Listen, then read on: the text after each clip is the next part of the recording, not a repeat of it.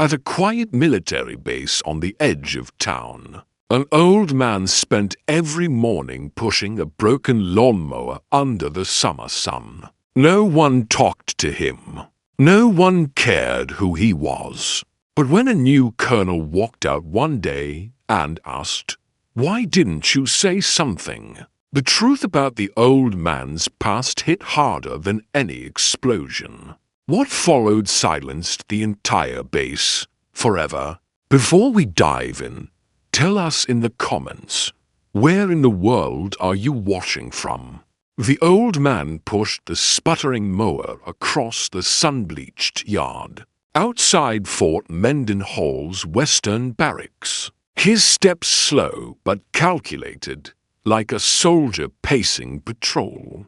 And no one, not the smirking recruits, not the senior NCO sipping coffee, paid him more than a passing glance. Just another old groundskeeper in a threadbare army jacket, until the moment the new base commander, Colonel Harlan, stepped onto the gravel path, caught sight of the meticulous stripes in the lawn, and barked, "Why didn't you ever say who you were?" And with those words, time stopped, because the man behind the mower, whose name wasn't on any roster, whose record was buried in some forgotten Pentagon drawer, straightened with a stiffness forged from war and memory, and said nothing, not yet. Because you don't explain silence to those who've never had to survive inside it. And what no one knew, not even Harlan,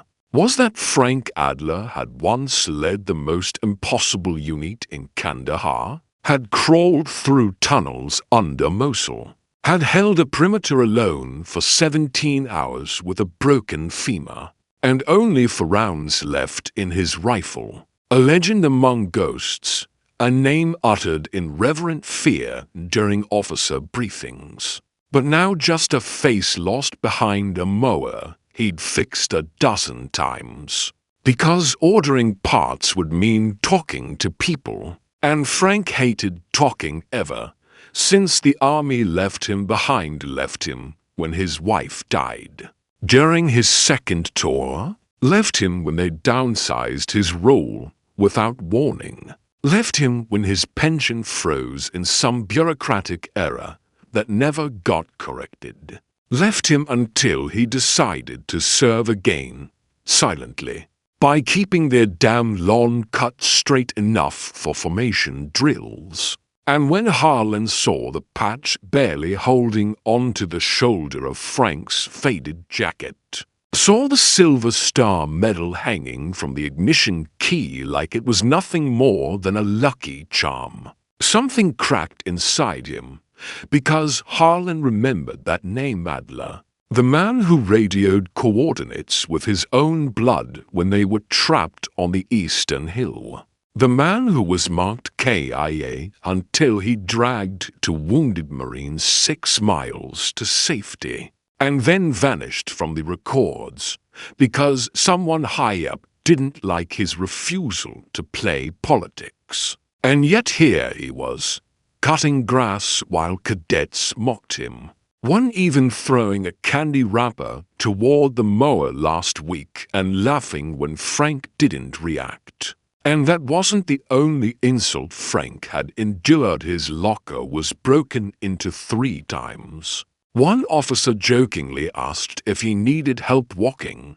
Another said, "Hey, old-timer, you missed a spot."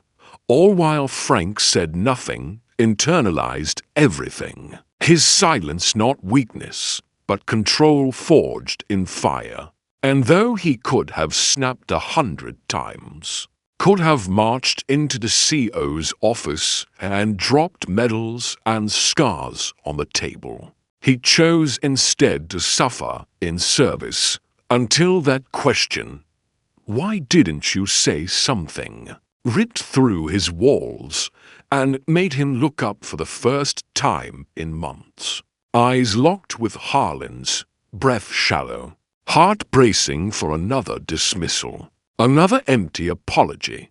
But instead, Harlan stepped forward, hand hovering as if unsure whether to salute or shake, and that hesitation exposed his humanity. Because he realized then that Adler wasn't just a relic, he was a mirror, showing them all what the military does to its best men when they're no longer useful. When the cameras stop rolling and the commendations stop coming, and as word spread, recruits began whispering in the mess hall, "You know who he is, right?" And when someone finally Googled the name, they found a declassified operation stamped with Adler's signature, one that saved two entire platoons in Afghanistan. And now the base buzzed with questions. Who let him slip through the cracks? Why didn't anyone notice? Why didn't anyone care? And the answers pointed fingers in every direction, exposing the ugly truth that the system built to protect its warriors often forgets them the moment their usefulness expires. And when Harlan confronted the admin desk demanding Adler's file, he found a redacted mess, 3 missing years, and a stamp that read medical reassignment, pending a bureaucratic graveyard for men like Frank. And it was then Harlan made a choice not to fix it quietly, not to whisper apologies, but to make noise, to gather the entire base next morning for a formation unlike any other. And when Adler arrived, confused by the summons, still wearing his grease-stained uniform, he found every soldier, every officer, every damn soul on base standing in full dress, and Harlan waiting by the flagpole, medals in hand, orders for reinstatement on the podium.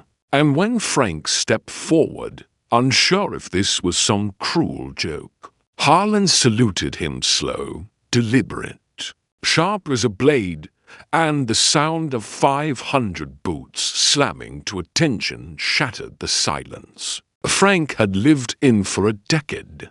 But even then, he didn't speak, not until Harlan asked him again, "Why didn't you tell anyone?" And this time, Frank answered not with bitterness, not with pride, but with a truth that gut-punched every man there.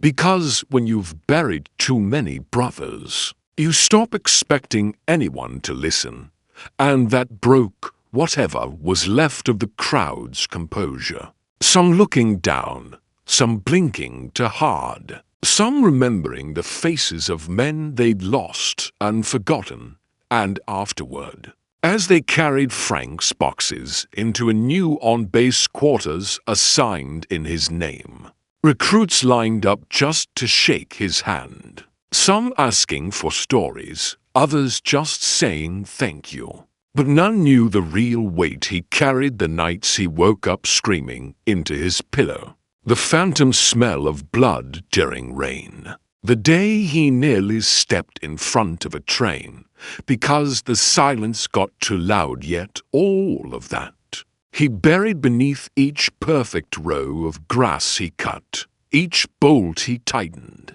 each minute he gave back to a place that had erased him. And now, for the first time in years, the silence lifted, not because it was gone, but because someone finally saw it, finally asked, finally listened, and in that moment, Frank Adler stood taller than any medal could measure, not because he was honored, but because he was heard. And as the days passed, and the mower sat unused beside the barracks, soldiers began taking turns mowing the lawn, not out of duty, but out of respect, and each time they'd nod to the shed where Adler once kept his tools, a quiet nod to the man who showed them all that silence is not surrender, it's what remains. When words no longer work, and every blade of grass now whispered his story,